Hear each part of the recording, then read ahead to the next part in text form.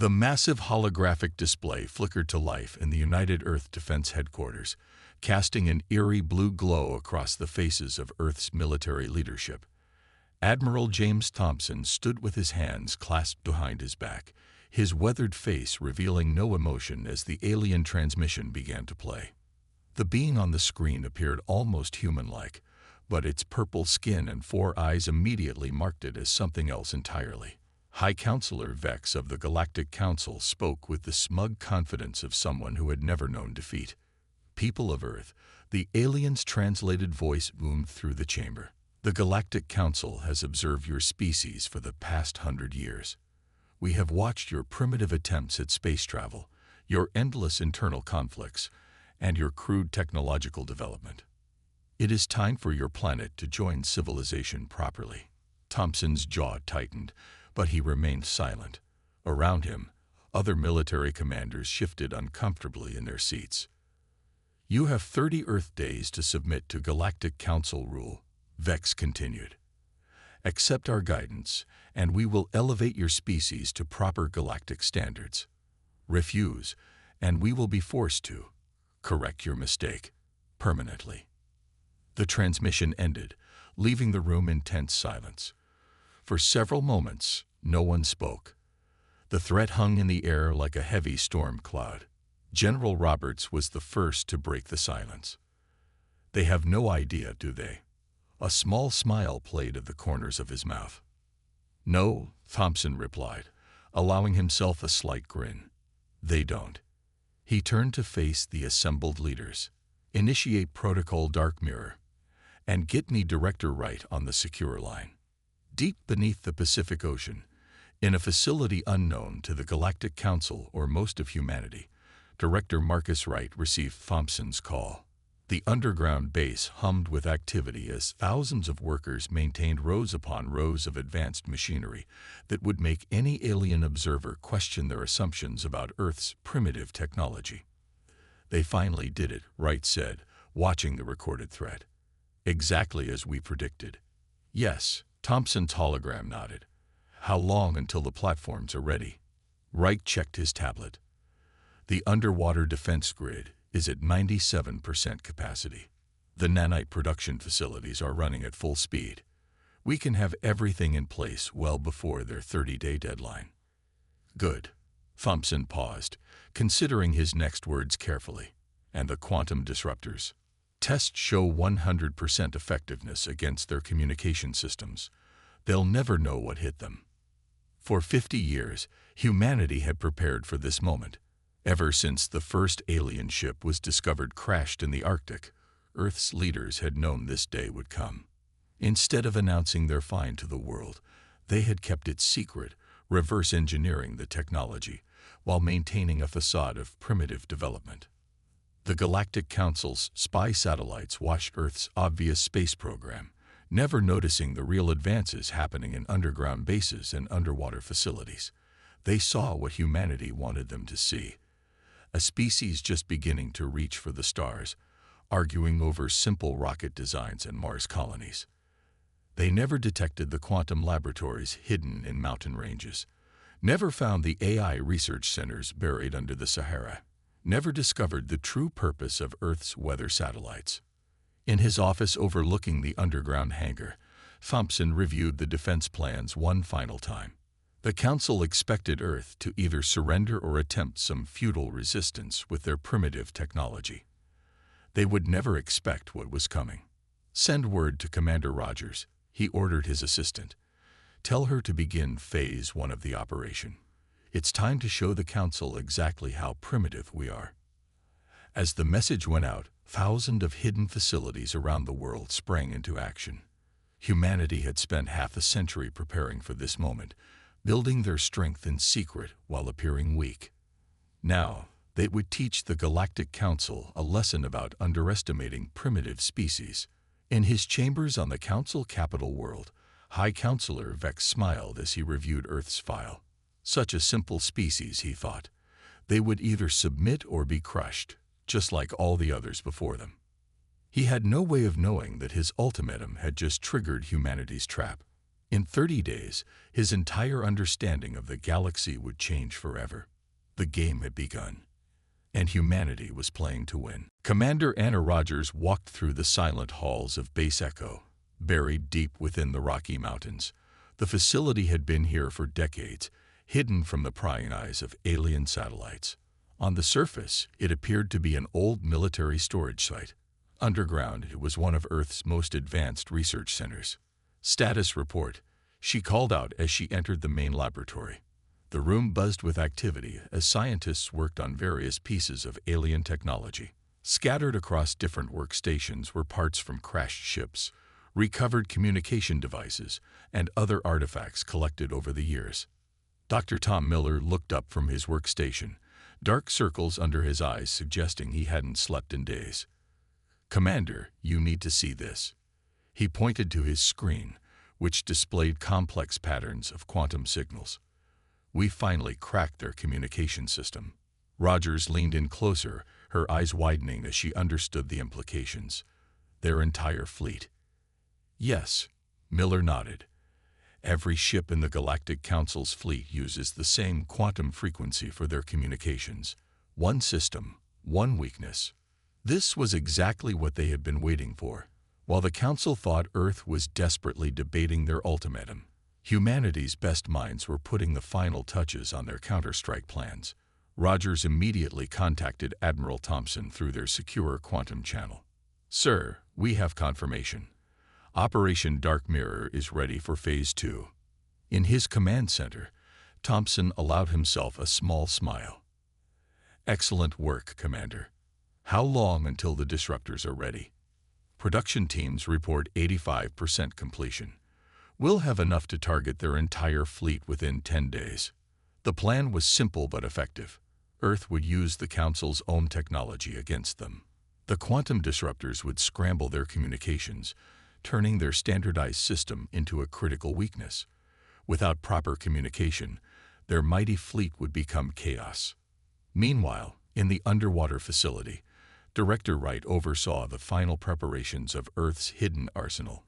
Rows of sleek, black platforms filled the massive hangar, each one loaded with weapons specifically designed to exploit alien weaknesses. "Director," his assistant called out, "we're receiving reports from our deep space sensors. The Council is moving additional ships into the solar system." Wright checked the data on his tablet. The aliens were positioning their fleet, likely planning to intimidate Earth with a show of force. They had no idea they were simply making humanity's job easier by clustering their ships together. At Base Echo, Rogers led a team through a final simulation of their attack plan. The holographic display showed Earth's solar system, with red dots representing Council ships and blue dots showing Earth's hidden defenses. "Remember," she addressed her officers, "we need to maintain the illusion of weakness for 8 more days. Let them think their intimidation is working. Let them believe we're scared." The officers nodded. They had trained for years for this moment. Every person in this facility knew their role in humanity's grand deception. In orbit, Council observation ships watched Earth's obvious military installations. They saw outdated missile silos, primitive radar stations, and basic space defense systems. Their scans never penetrated the quantum shielding that hid humanity's true strength. Back in his office, Thompson reviewed the latest intelligence reports. The Council was growing confident, believing Earth's silence meant they were close to surrendering. Several alien trading companies were already preparing to divide up Earth's resources. "Sir," his assistant interrupted. "Commander Rogers reports that test platform Alpha is ready for demonstration." Thompson straightened in his chair. "Tell her to proceed. It's time to see if our new toys work as well in practice as they do in theory." In the test chamber at Base Echo, Rogers watched as the prototype quantum disruptor powered up. The device was small, barely larger than a briefcase, but it represented humanity's secret advantage. On a nearby screen, a captured alien communication device sputtered and died as its quantum field collapsed.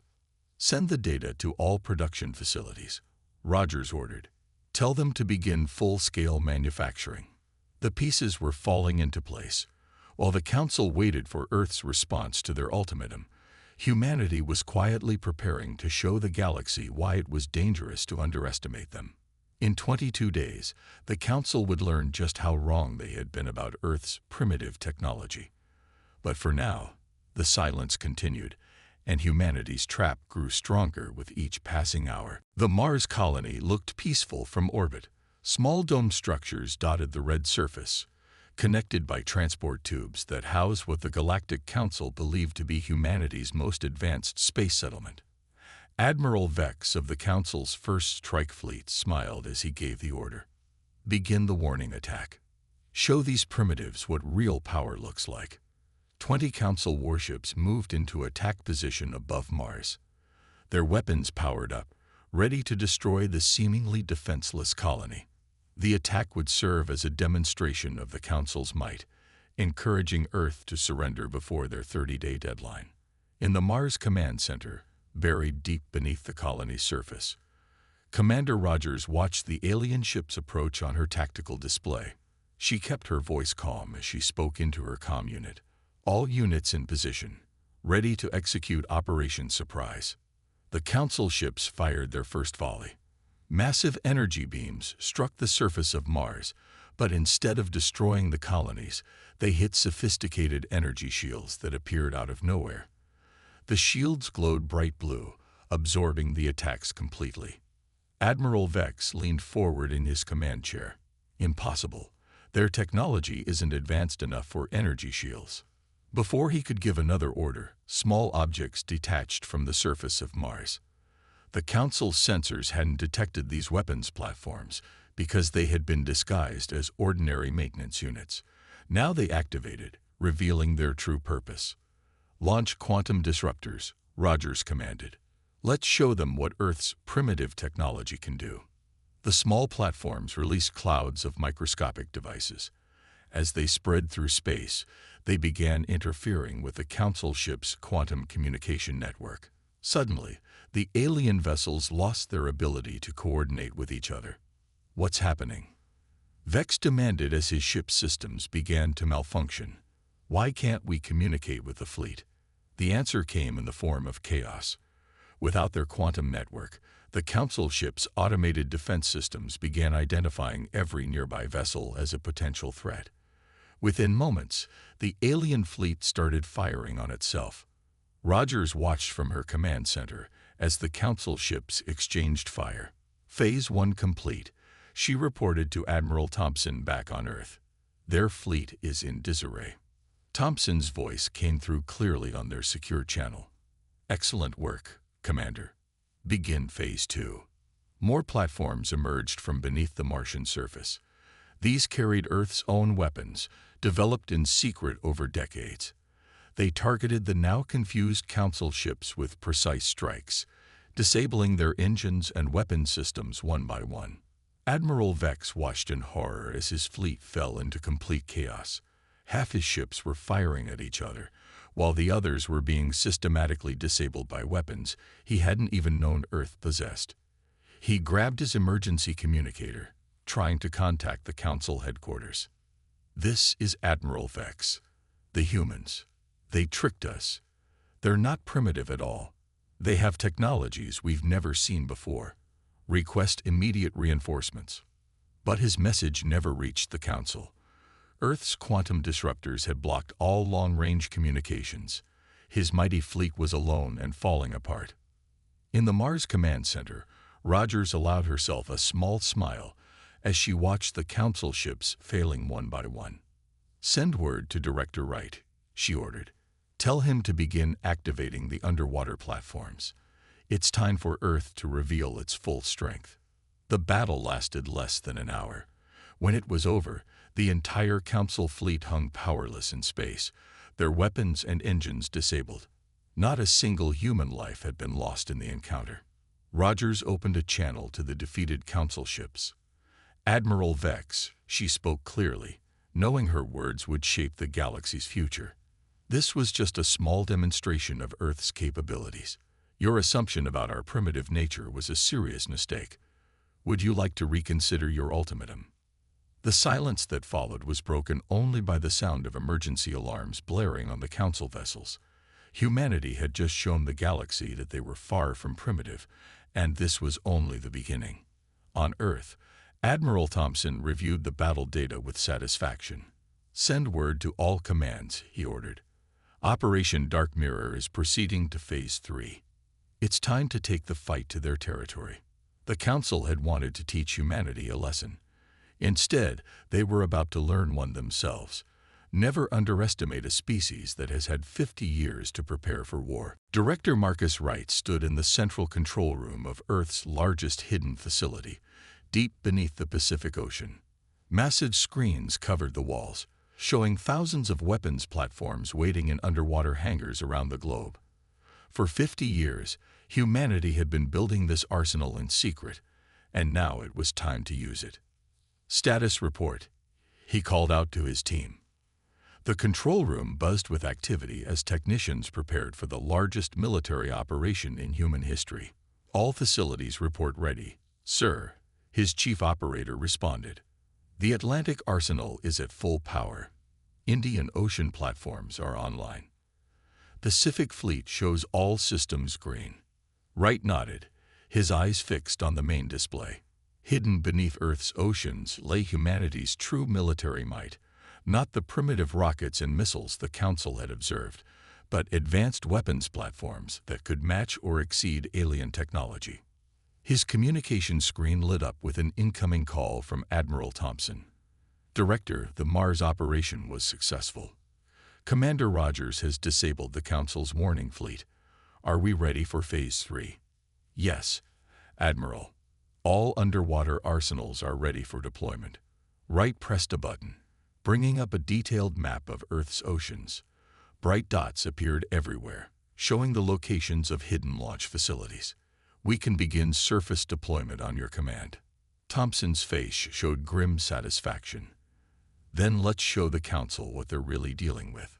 Begin the operation." Wright turned to his command staff. "Initiate global platform deployment. All facilities.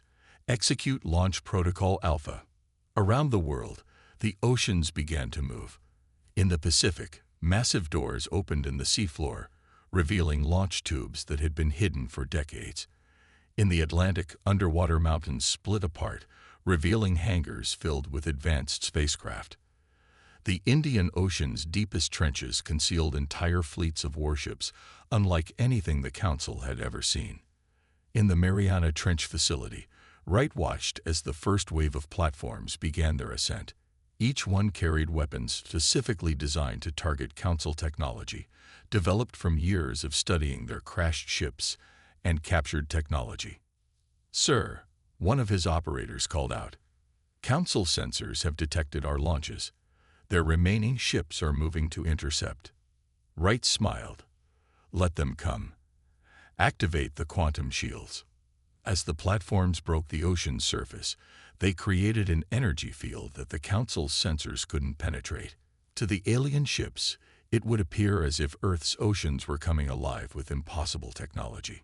In orbit, the remaining Council ships watched in growing panic as thousands of advanced weapons platforms emerged from Earth's oceans. Their scanners couldn't make sense of what they were seeing. These weren't the primitive weapons they had expected. These were technologies that matched or exceeded their own.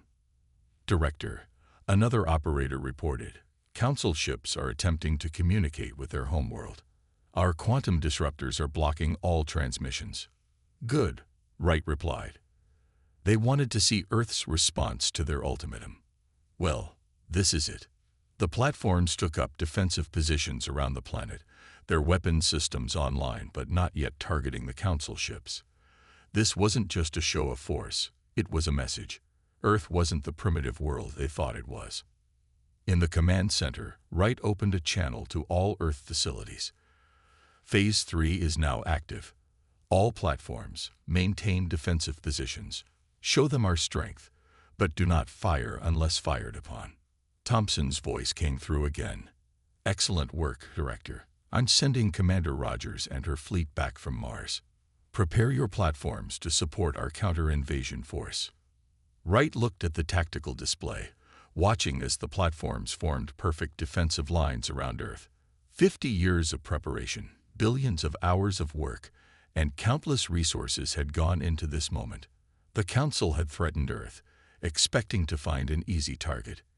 Instead, they had awakened a sleeping giant. "Send word to all commanders," Wright ordered.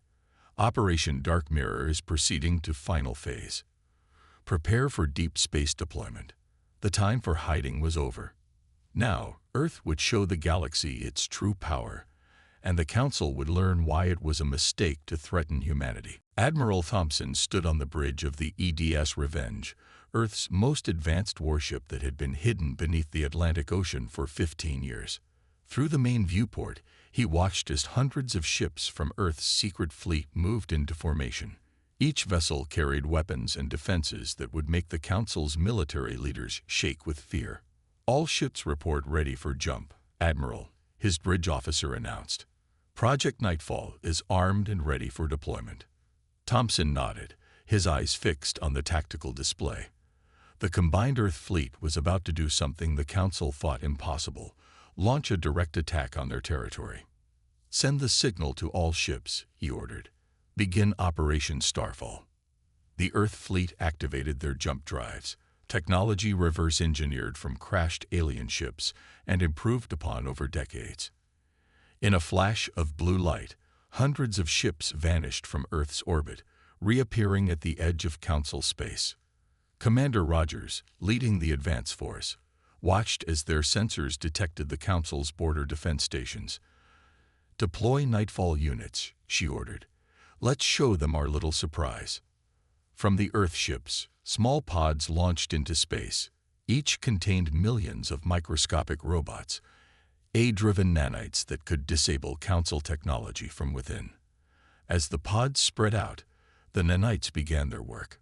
The Council's border stations never had a chance to raise the alarm. One by one, their systems shut down as the nanites infiltrated their computer cores. Defense platforms, sensor arrays, and communication relays all went dark. "First wave of stations neutralized," Rogers reported. "No casualties. Moving to Phase 2. Thompson watched from his command ship as the Earth fleet pushed deeper into Council space.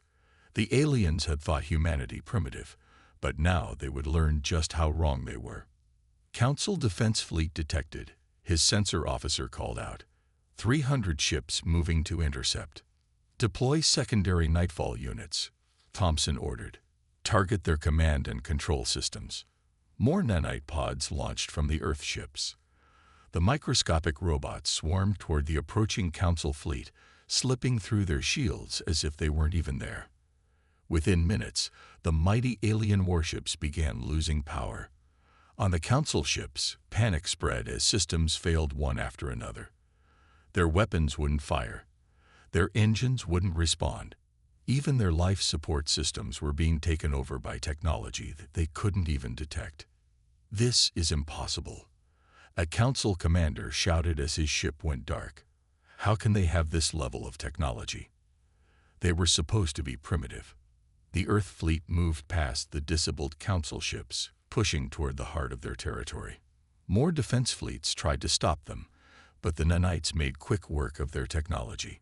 Humanity had spent 50 years studying Council systems, learning every weakness, and developing the perfect countermeasures.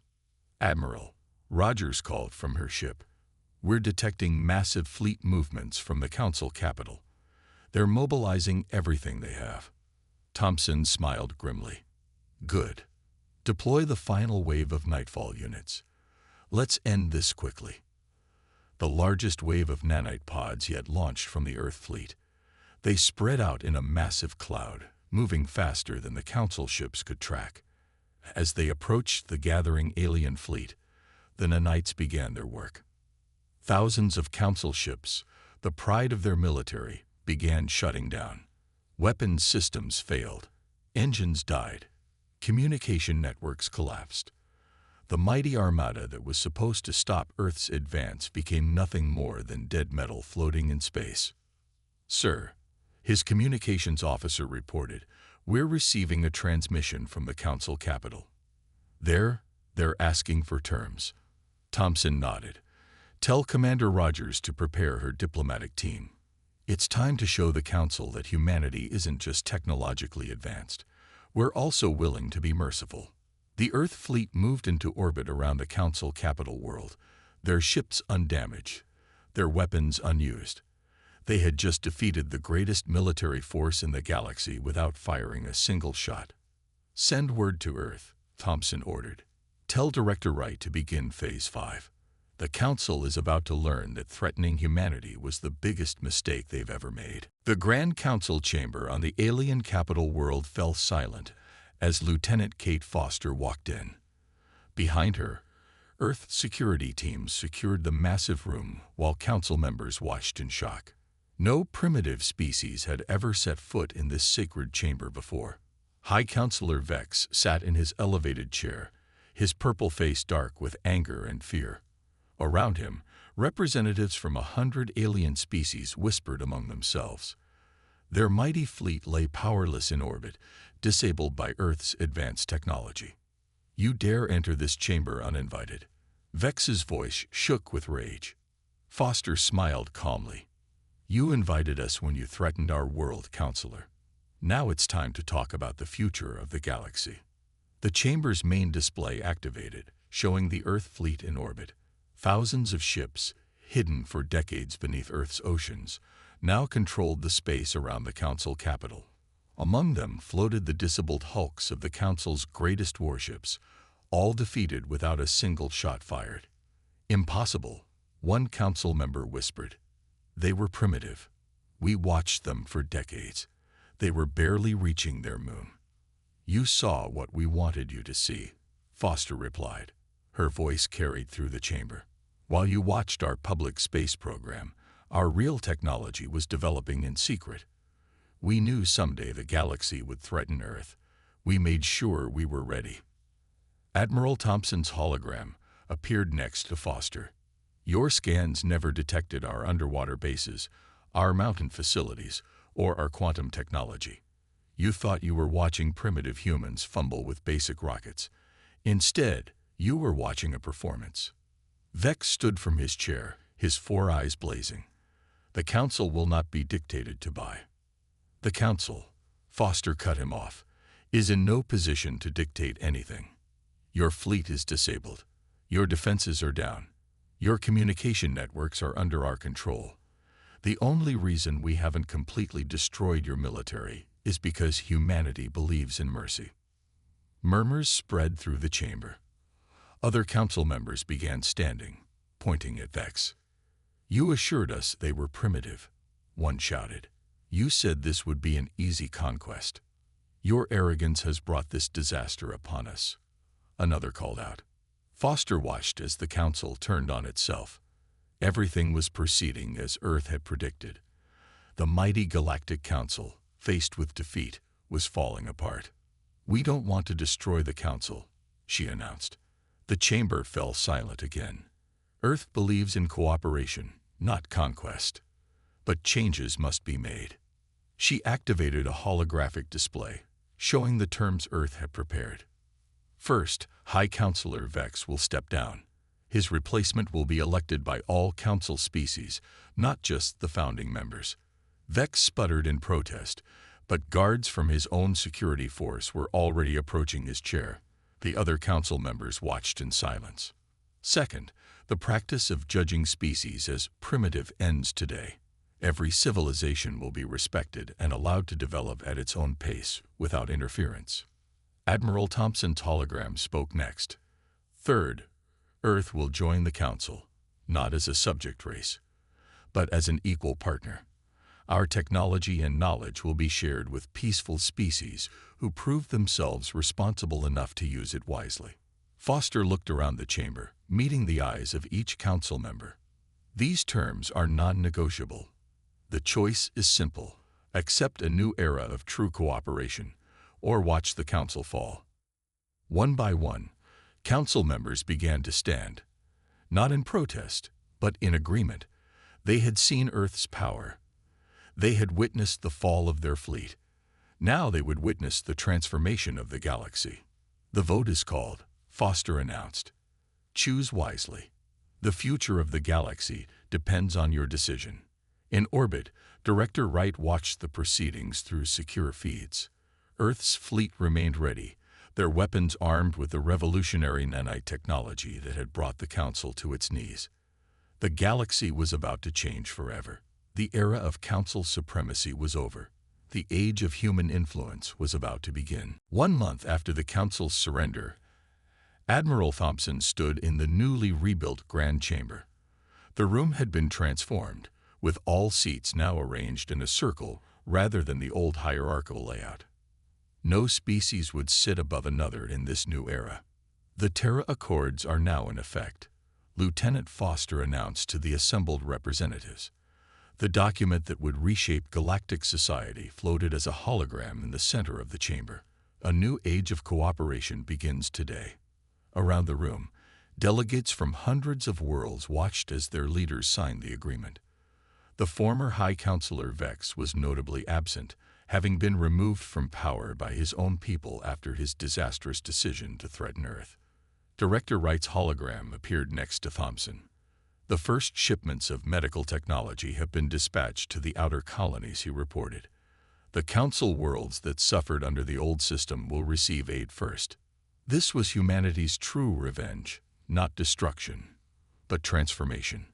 The Terra Accords didn't just protect Earth, they guaranteed rights for all species in the galaxy. No more would powerful worlds bully those they considered primitive.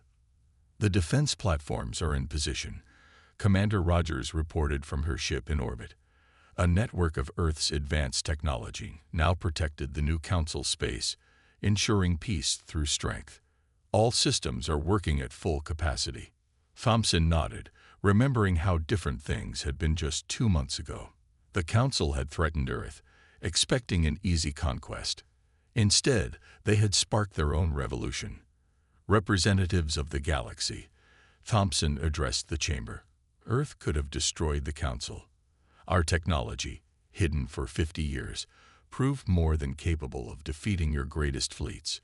But humanity's strength lies not in destruction, but in building a better future. The new Council leader, elected democratically for the first time in galactic history, stepped forward. Earth has shown us a better way, she announced. They could have conquered us. Instead, they offer partnership. Around the chamber, viewing screens showed the changes already taking place. Former Council warships, restored to power, now carried medical supplies and aid to worlds that had been ignored under the old system. Earth's advanced technology was being shared with peaceful species, helping them develop clean energy and better healthcare.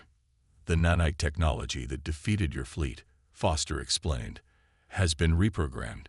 It now helps clean polluted worlds and builds new infrastructure.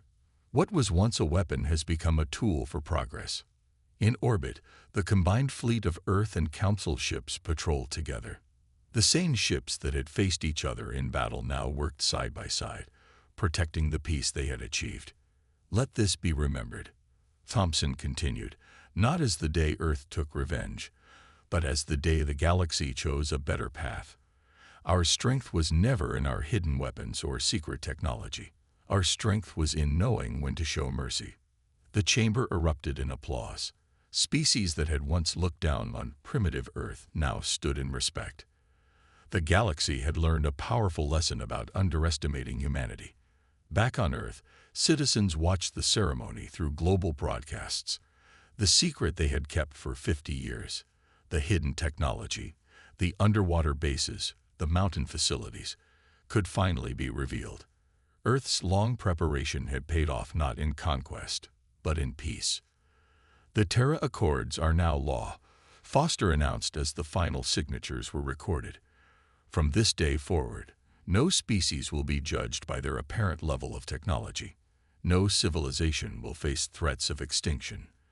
The galaxy will grow together, in peace and cooperation.